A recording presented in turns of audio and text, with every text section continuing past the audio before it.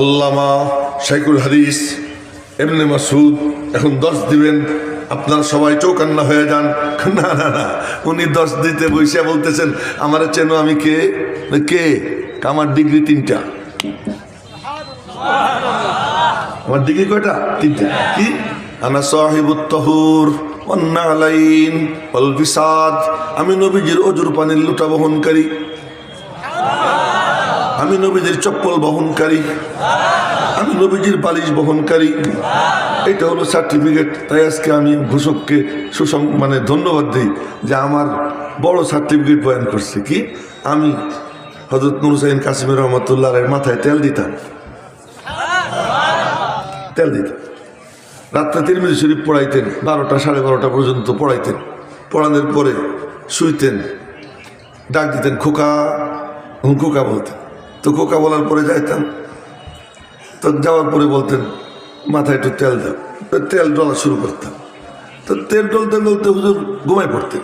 তো হুজুর ঘুমাই পড়ছেন, আমার যতক্ষণ না বলবেন তুই যা, আমি আর উঠতাম না। হুজুর তো ঘুমাই পড়ছে, হঠাৎ করে হুজুরের ঘুম ভাঙতো। ঘুম ভাঙ করে খোকা তুমি এখনো যাও নাই? যে হুজুর চাইতেছি, এই যে উঠে আসতাম। তখন রাত্র হয়তো 2টা বাজে, 2:30 বাজে। ওই তেল দেওয়ার সুযোগ আমার হয়েছে। এই যে যে আমার পুঁজি, এই পুঁজির কথা আজকে কইছে, আমার বড় ভালো লাগছে। এই জন্য ঘোষকরে আমি ধন্যবাদ দিতেছি। আর সব আলেমের উচিত তার জিন্দেগির পুঁজি কি, আমি আমার উস্তাদের জুতো সোজা করছি।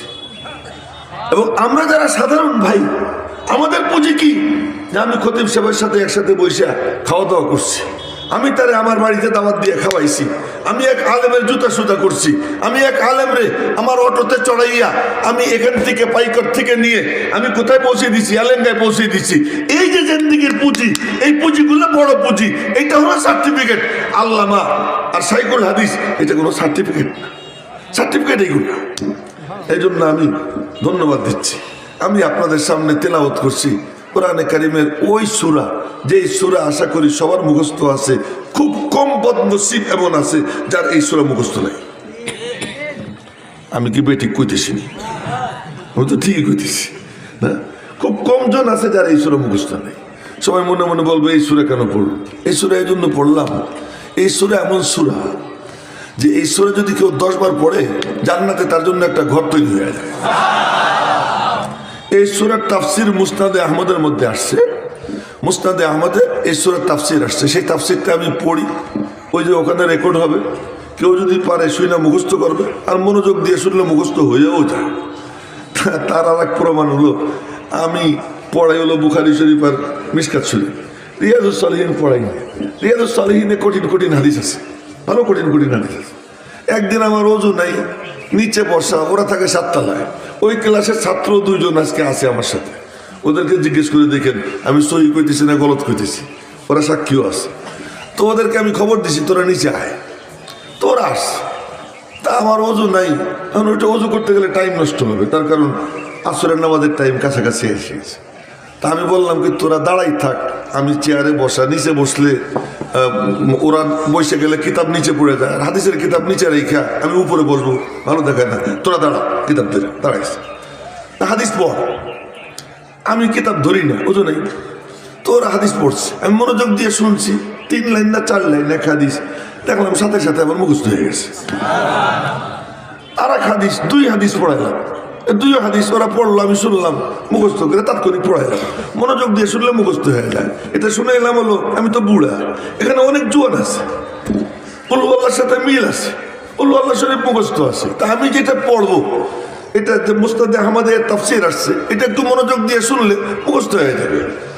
মনোযোগ দিয়ে শুনলে সেটা কি নবীজি বলছেন, কেউ যদি পড়ে 10 বার লা ইলাহা ইল্লাল্লাহ ওয়াহিদান আহাদান সামাদান লাম ইয়াত্তাখিয সাহিবাতাও ওয়ালা ওয়ালাদান ওয়া লাম ইয়াকুল লাহু কুফুয়ান আহাদ। নবীজি বলেন কেউ যদি এটা 10 বার পাঠ করে তার আমলনামায় 4 কোটি নেকি লেখা হবে। কত নেকি? এ বাধা নিচের দিকে তাকান যাবে না, সবাই সমান। হ্যাঁ, সবাই সমান। আচ্ছা, একজন দোয়া করতেছে, আমার দিকে দিকে দোয়া করতেছে, লা ইলাহা ইল্লা আনতাল আহাদুস সামাদ আল্লাযী লাম ইয়ালিদ ওয়া লাম ইউলাদ ওয়া লাম ইয়াকুল লাহু কুফুয়ান আহাদ। নবীজি পাশ দিয়ে যাইতেছেন, সঙ্গে আরেক সাহাবী। নবীজি বললেন, লাকাদ দাআ বিদুআইন, ও এমন দোয়া করছে, এমন কিছু কালিমাত বলছে, এমন দোয়া শুরু করছে, ও যা চাবে তাই পাবে, ও যা চাবে তাই পাবে। এ কুল হুয়াল্লাহু আহাদ এত দামি, এত দামি। এই এমন সূরার সূরা নবীজি দিনের নামাজ শুরু করতেন এই সূরা দিয়া, শেষও করতেন এই সূরা দিয়া। শুরু করতেন এই সূরা দিয়ে কেমনে? এই সূরা ফজরের নামাজের 2 রাকাত সুন্নত, প্রথম রাকাতে কুলিয়া, দ্বিতীয় রাকাতে কুল হুয়াল্লাহ। কি ব্যাপার? আগে কুলিয়া পরে কুল হুয়াল্লাহ, আগে খালি করো পরে ভরো। কুলিয়া আইয়ুহাল কাফিরুন দিয়ে খালি করে, কুল হুয়াল্লাহু আহাদ দিয়ে ভরে, কুলিয়া আইয়ুহাল কাফিরুন দিয়ে পাক করে, কুল হুয়াল্লাহ দিয়ে আতর লাগায়। জোরে কন্যা সুবহানাল্লাহ। কুলিয়া আইয়ুহাল কাফিরুন দিয়ে পাক করে, তাখলিয়া আনির রাজাইল, আবর্জনা থেকে মুক্ত করে। কুল হুয়াল্লাহু আহাদ তাওহীদের নূর দিয়া নিজেরে সাজায়, নিজেরে সুন্দর করে। ও মেরে মোহতারাম ভাইও, এই জন্য আগে কুলিয়া তারপরে কুল হুয়াল্লাহ। কুলিয়া আইয়ুহাল কাফিরুন মানে আমি আপসহীন। দেড় ব্যাটারির দল বলে কুলিয়া আইয়ুহাল কাফিরুন মানে আপোষকামী। লাকুম দীনুকুম ওয়ালিয়া দিন, যার যার দিন তার তার, ধর্ম যার যার, উৎসব সবার। না না না, এর অর্থ হলো তোর সাথে আমার কোনো আপোষ নাই, আমি আপোষহীন। আপোষহীন যখন হয় তখনই আল্লাহর সাহায্য আসে। মাঝখানে অন্য কথা মনে পড়ে গেল, তাই বলে ফেলাই। শেষের 10টা সূরা, এই 10 সূরার মধ্যে নবীজির জিন্দেগির পুরা সিরাত, নবীজির পুরা জিন্দেগি আল্লাহ এই 10 সূরার মধ্যে বয়ান করছেন। সূরা ফিলের মধ্যে নবীজির জন্ম তারিখ, সূরা কুরাইশের মধ্যে নবীজির বংশ পরিচয়, সূরা মাউনের মধ্যে নবীজির আর্থ সামাজিক অবস্থা, নবীজির সময়কালীন সামাজিক কালচার কি ছিল এই কালচার, সূরা কাউসারের মধ্যে নবীজির শান মান, সূরা কাফিরুনের মধ্যে নবীজির অবস্থান। নবীজি বলছেন, হে তোরা যা বললি তা তো শুনলাম, তোরা যদি পারিস আসমান থেকে সূর্য আইনা আমার ডান হাতে রাখবি, আর চন্দ্র আইনা আমার বাম হাতে রাখবি, তারপরে হতো আমি আমার কথার থেকে নড়ব না। আপোষহীন যখন হবা তখন আমি আল্লাহ নুসরত করব। ইযা জা নাসরুল্লাহি ওয়াল ফাth। আপোষহীন হইলে পরে সাহায্য আসে। আমাদের সাহায্য কেন আসে না? আমি আজকে গিয়ে অমকের হাত ধরি, কালকে গিয়ে তমকের পাও ধরি, আজকে অমকের সাথে আপোষ করি, কালকে তমকের সাথে আপোষ করি। ইউটিউব খুললে, ফেসবুক খুললে একই মুখ, 2 কথা, মনে হয় যেন মুখ না, ওটা একটা বাথরুম, ওটা একটা পায়খানা, ওটা কোনো মুখ না। যে আজকে এক কথা বলতেছে, একটু পরে আর এক কথা বলতেছে। এটা কোনো ইসলাম মুসলমানের শান না। মুসলমান যা বলবে, ইসলামের ধারক বাহক যা বলবে, একবার বলার পরে সে বলবে যে দুনিয়া কিয়ামত হয়ে যেতে পারে, আমার কথার থেকে আমি নড়ব না। নবীজিকে আল্লাহ বলছেন তুমি আপোষহীন হও, আপোষহীন হইলে আমার নুসরাত আসবে। আর আপোষহীন হয়েছেন, তারপরে আল্লাহ মহাবিজয় দিয়েছেন। মহাবিজয় দেওয়ার পরে এখন বলতেছেন কি শত্রুতা করবেই, তো করলে তাদের পরিণতি আবুল হাবের পরিণতি হবে। একবার একটু আল্লাহু আকবার কওয়া গেল না? আপোষহীন হইলে আল্লাহ সাহায্য করবেন, আর ওই সাহায্যের পরে শত্রুতা যারা করবে তাদের পরিণতি তা হবে যা আবুল হাবের হয়েছে। আবুল লাহাবের পরিণতি যখন আল্লাহ করে দিবে, এখন একটু দেল খুলে বলো, কুল হুয়াল্লাহু আহাদ, বলেন কুল হুয়াল্লাহু আহাদ আল্লাহুস সামাদ লাম ইয়ালিদ ওয়া লাম ইউলাদ ওয়া লাম ইয়াকুল লাহু কুফুয়ান আহাদ। দেল খুইলা আল্লাহর তাওহীদের কথা কও। আলহামদুলিমান কাদ্দারা খাইরাও ওয়া খাবালা ওয়াশ শুকরু লিমান সাওয়ারা হুসনা ওয়া জামালা ফরদুন সামাদুন আন সিফাতিল খালকি বারিউ রব্বুন আযালিয়ুন খালাকাল খালকা কামালা লা শিবহা ওয়ালা মিসলা ওয়ালা কুফুয়া লি মাওলা লা বিলদা ওয়ালা ওয়ালিদালা আম্মা ওয়া খালা লা জিদ্দা ওয়ালা নিদ্দা ওয়ালা হাদ্দা লি মাওলা আল আনা কামা কানা ওয়ালা ইয়ালকা জাওয়ালা। এমনি কয়েকটা শের কইলাম, এগুলোর ব্যাখ্যা করার কোনো সময় নেই। একটু জোরে সোরে বলেন আল্লাহু আকবার। তো বলছিলাম কুল হু আল্লাহ সূরা কেন পড়লাম, বলে এখন তেল খুলে বলো কুল হু আল্লাহু আহাদ।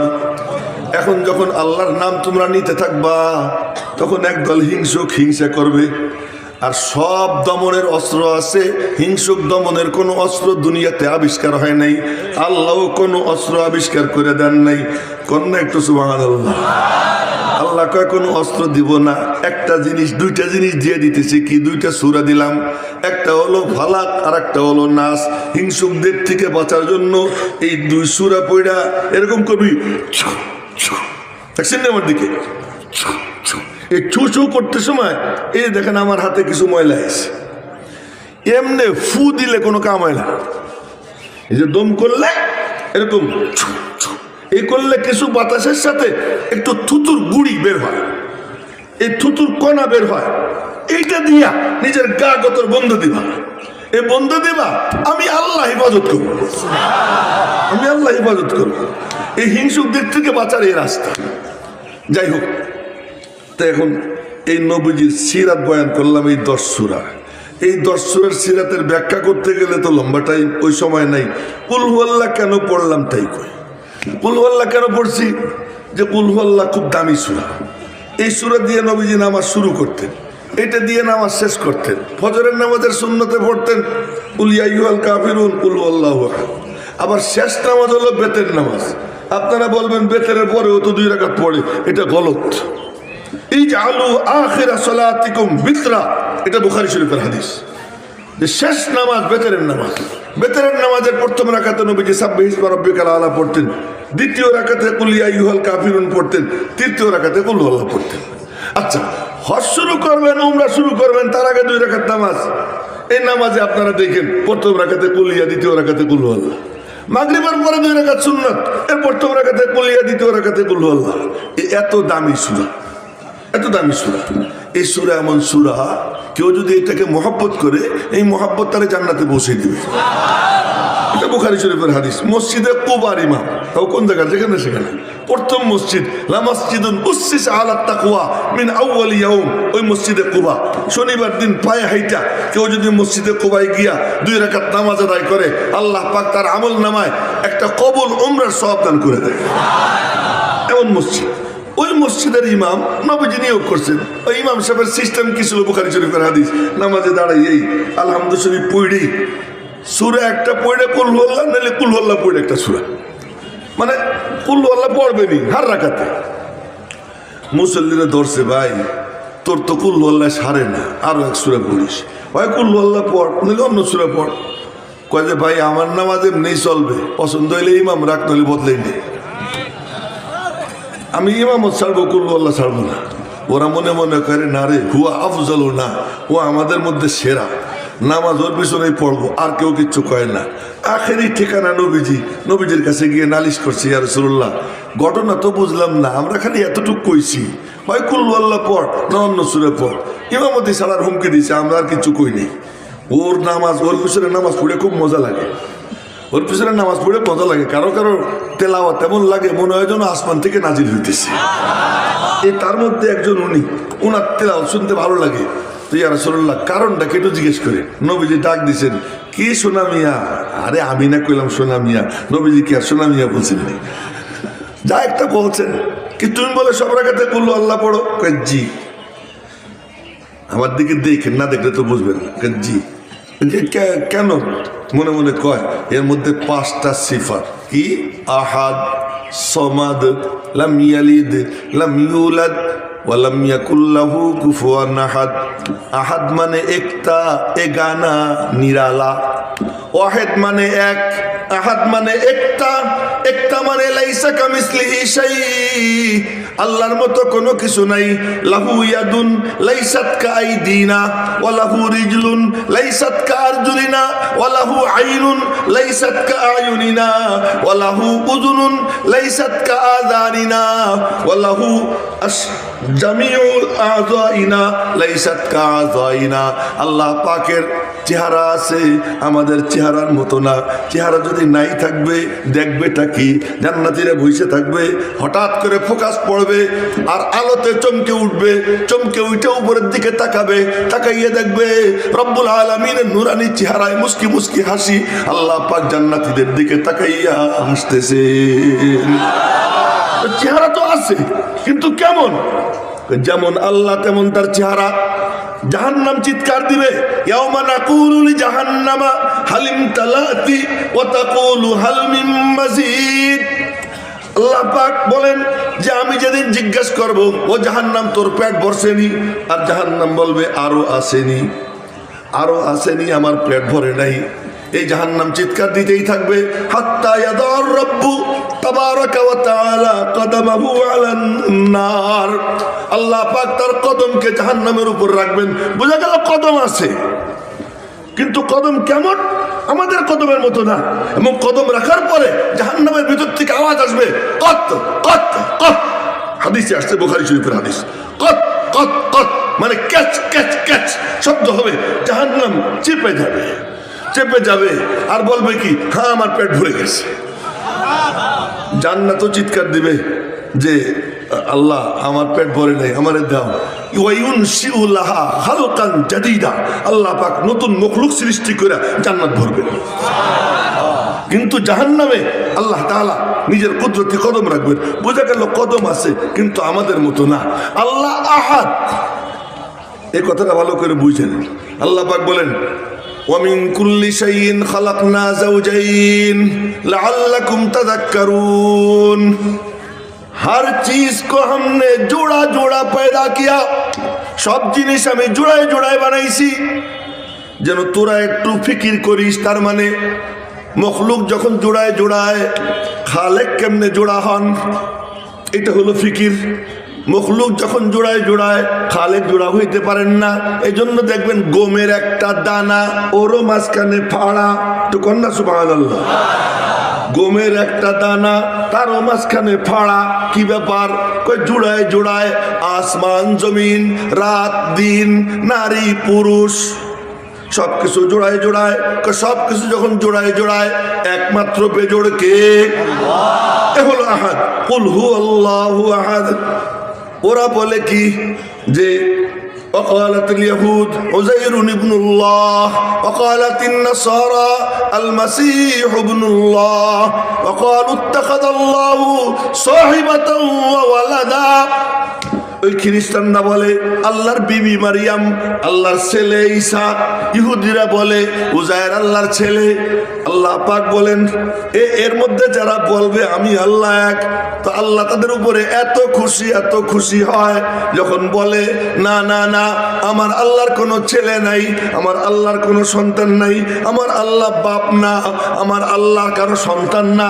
এ যখন বলে আল্লাহ পাক, তকুল হু আল্লাহ, এটা হলো আল্লাহর পাকিজগির বয়ান। পুরো সূরার মধ্যে কেবলমাত্র আল্লাহ পাকের সিফাত। নবীজি জিজ্ঞেস করলেন তুই এই সূরা এত পরিষ্কার, সব রাকাতে পরিষ্কার, মনে মনে কয় কি এই সূরার মধ্যে 5টা সিফাত, এই সিফাতের দিকে যখন তাকাই ওই সিফাতের আয়নায় আমি আমার আল্লাহকে দেখতে আরম্ভ করে দেই। এই জন্য ইন্নি উহিব্বুহা, আমি কুল আল্লাহকে মহব্বত করি। নবীজি তখন তার জুবান নড়ে উঠে। নবীজির জুবান নড়া মানে কি? উন কাহা নেহি কাহনা বি হ্যায় কুরআন কা জৈসা। তার হা বলাও কোরআন, তার না বলাও কোরআন। কোরআন চুপ থাকে, নবীজি বলে। এই জন্য কোরআনকে বলে কোরআনে সাকেত, নবীজিকে বলে কোরআনে নাতিক। নবীজি বলতা হুয়া কোরআন, আর কোরআনে করিম চুপচাপ কোরআন। কোরআনে কারীম নীরব কোরআন, আমার নবী সরব কোরআন। নবীজির জুবান দিয়ে যা বের হয় তা কোরআনই। আল্লাহ পাক বলেন ওমা ইয়ানতিকু, তার মানে নবীজি নাতিক। বলেন না সুবহানাল্লাহ। নবীজি নাতিক, নবীজি বলনেওয়ালা, নবীজি সরব। নবীজির জুবান যখন নড়ে রব্বুল আলামিন বলেন জুবান নড়ে তার, কথা বলি আমি আল্লাহ। তো নবীজি বললেন হুব্বুকা ইয়াহা আদখালাকাল জান্নাহ, তুমি যে মোহাব্বত করো এই সূরাকে, এইটা তোমারে জান্নাতে পৌঁছে দিয়েছে। তো জোরে কন্যা সুবহানাল্লাহ। ইউদ খিলুকা না কয়ে কয়ে আধ খালাকা, ইউদ খিলুকা মানে পৌঁছে দিবে, আধ খালাকা মানে পৌঁছে দিছে, সে এখনো জমিনে জান্নাতে পৌঁছে দিছে। তার মানে তোমার জান্নাতে যাওয়া এতটা নিশ্চিত, মনে করো তুমি জান্নাতে পৌঁছে গেছো, এতটা নিশ্চিত। মেরে মোহতারাম ভাই, এই সূরা কেন পড়লাম? এই জন্য পড়লাম যে কোরআনে কারিমে ছোট ছোট তিনটে সূরা, একটা সূরা হলো ওয়াল আসর, আর একটা ইন্না আতাইনা, আর একটা কুল হুয়াল্লাহ, এই তিন সূরা। এখন একেবারে 1 মিনিটের মধ্যে শেষ করবো। সেটা হলো যে আসমান ও জমিনের মূল ফ্যাক্টর তিনটা। এক ফ্যাক্টর হলেন আল্লাহ, বলেন কে? জোরে বলেন কে? আর এক পুরা কায়নাতের বর হলো মানুষ, বর দুলাভাই, দুলামিয়াকে মানুষ, তো মানুষ হলো দুলামিয়া। আল্লাহ পাক বলেন ওয়াসাখখারা লাকুম মা ফিস সামাওয়াতি ওয়া মা ফিল আরদি জামিআ, আসমান ও জমিনের কুল মখলুকাতকে আমি তোদের খাদেম বানিয়ে দিয়েছি। সবগুলা খাদেম। খাদেম খাদেমের এক ব্যাখ্যা মাথায় আসছে, কইলে সবাই হাইসে দিত, কিন্তু বলার টাইম নেই। তো এখন সব খাদেম, এই আসমান ও জমিনের সব মখলুক খাদেম। মানুষ জমিনে, আল্লাহ কোথায়? আল্লাহ আরশের উপরে। আল্লাহ কয় তোরা আমার সাথে মেশ, আমার সাথে মিশে যা। কেমনে মিশবো? এজন্য আমি মানে ফার্সিতে বলি তু কুজা মান কুজা, তুমি কোন আরশে আযীমের উপরে, আমি কোন ধরাতলে, আমি কোন জমিনে, তুমি কোন আরশে আযীমের উপরে, তোমার সাথে কেমনে মিশবো? রব্বুল আলামিন বলেন ইন্না